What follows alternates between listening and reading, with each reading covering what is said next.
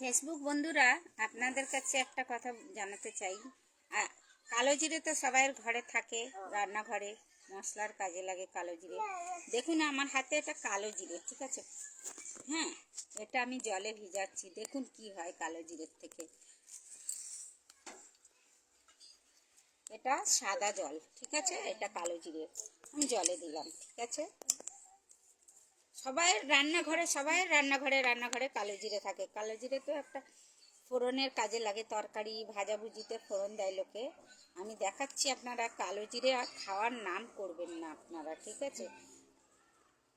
কালো জিরের মধ্যে এমনই জিনিস দিয়েছে, খালি মাটি দিয়ে কালো জিরে বানানা। দেখুন, এটা খালি কালো জিরে, জলটা একবার দেখবেন আপনারা, লক্ষ্য করবেন।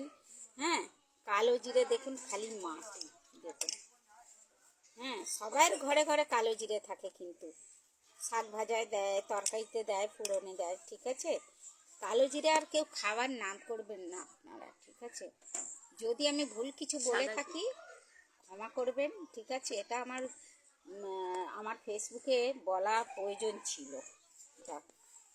আমি কিন্তু দুবার ঠকেছি, এরকম কালো জিরে দোকান থেকে নিয়ে এসে তরকারিতে দিয়ে আমি দুবার ঠকেছি।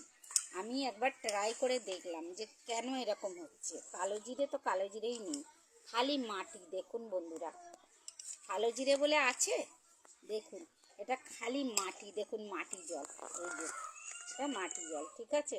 সবাই কালো জিরের থেকে একটু দূরে থাকবেন, ঠিক আছে? এই দেখুন, আর প্লাস্টিকে কালো জিরে আছে না, দোকান থেকে নিয়ে আসা, ঠিক আছে? সবাই একটু কালো জিরের থেকে দূরে থাকবেন, একটু দেখে কালো জিরেটা খাবেন, ঠিক আছে? তরকারিতে দেবেন।